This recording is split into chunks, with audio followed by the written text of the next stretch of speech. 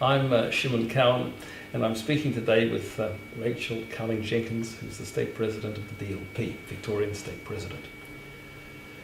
You are probably aware that a group of faith leaders have come together to seek out those parties which will endorse certain fundamental shared values, which seem to be very much at issue in our society in this election. Sure.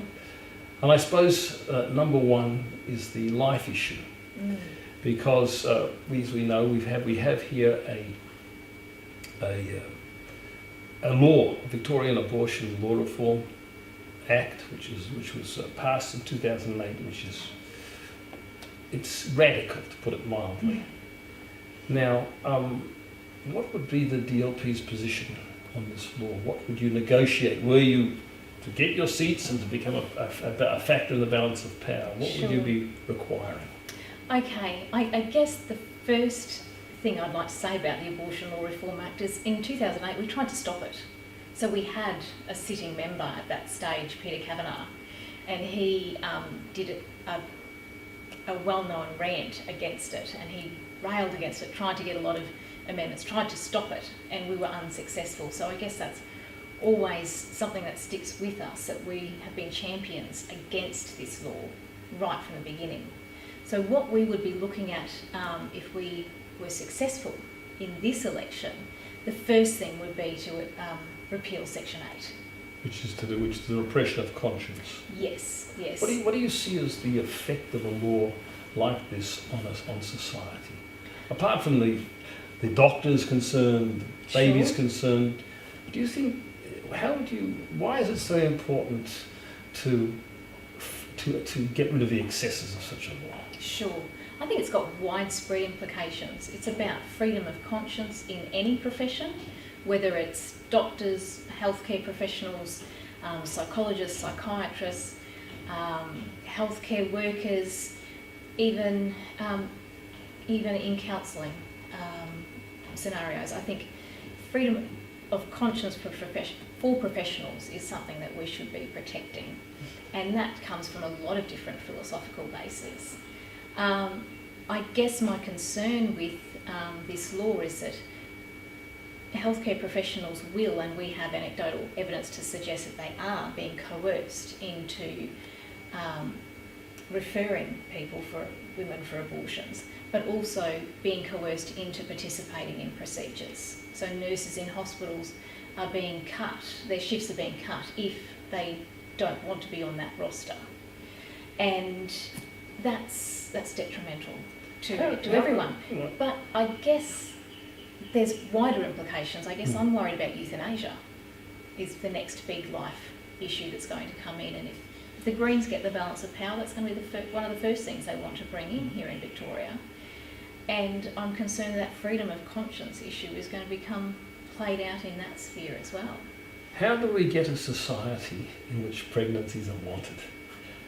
I mean, some people might say that abortion has just turned into a sort of a sanitising device.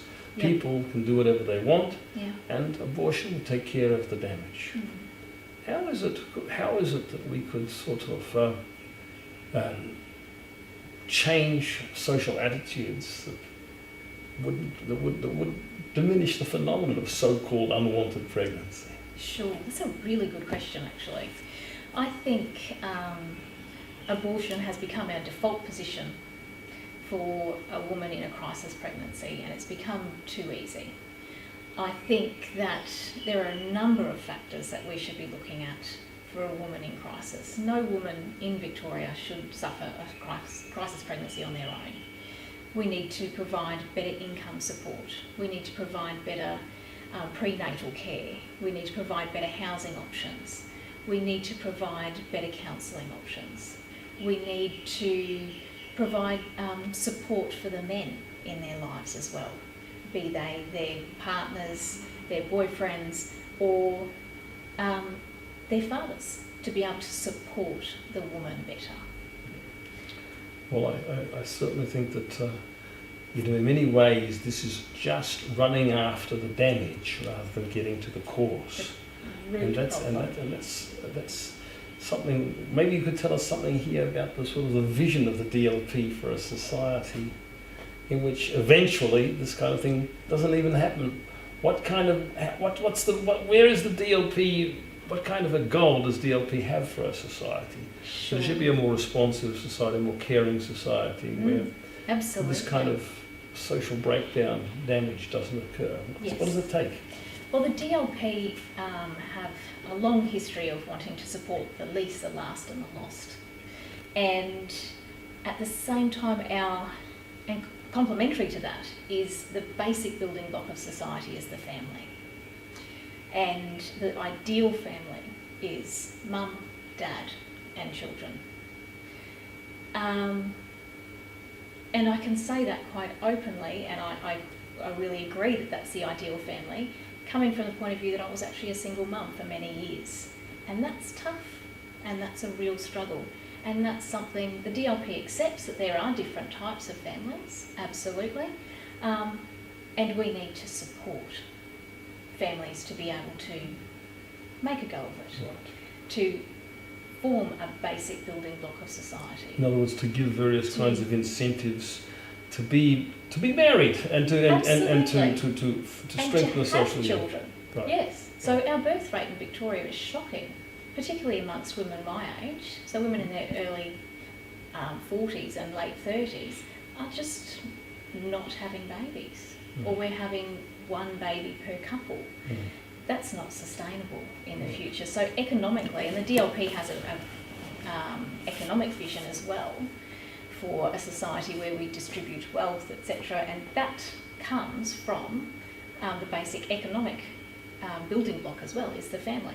So not just socially, but economically, we need the family to be preserved and protected and built upon. So just a brief historical digression, what is the difference between the DLP and the ALP? That's a great question as well. So the DLP and the ALP were the same party until the 1950s, where communism was starting to come in. So we became the anti-communist party. We left, there was a big split in the 1950s, and it's called the Great Split, and a lot of leading politicians actually left the ALP, consequently lost their jobs, so at great personal sacrifice to themselves, stood up against communism in Australia, which was a big deal, as you can imagine, in the 1950s, and made a stand. And that's where the DLP formed. Right.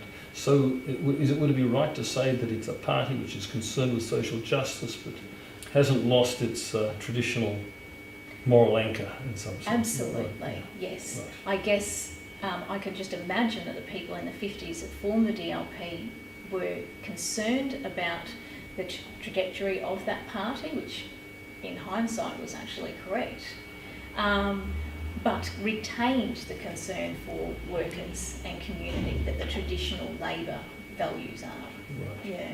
Well, let's go to the realm of education. Of course, education is Sure. incredibly important Yes. because that's where human beings are formed, and that's a matter of, there are a number of issues relating to education and selection. Yes.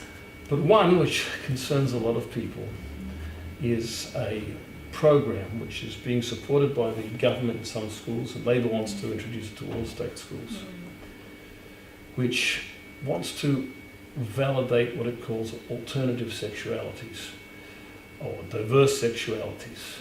The argument is that children are being bullied, but many people say, well, we also oppose bullying, and there are a variety of programs available, but why do you have to have a program which exposes children, this young and vulnerable, impressionable age, to homosexuality?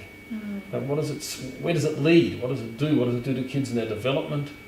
What does it do to about our social values, our social self-image, and so on and so forth? What would be the DLP's position on this?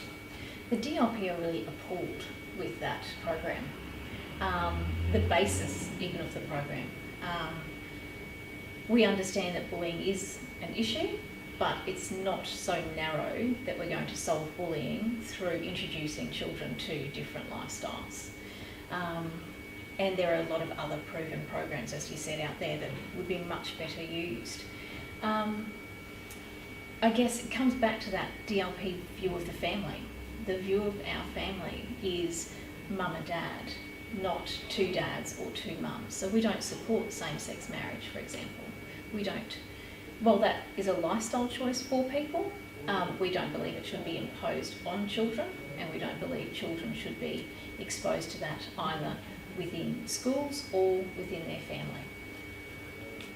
I'm sure I can understand people feeling, many people feeling this way, coming certainly from a faith background and sensing that this is sensing the extent of the consequences on it, of something like this, not just socially but also psychologically for children when they're not yet ready for this kind of material. In fact, they're still developing, aren't they, at that young age? People say also that it's part of an over-sexualisation of children too, that there's too much emphasis on this, and that the society, perhaps children should be taught to aim for, responsible relationships, marriage or whatever it might be as the norm.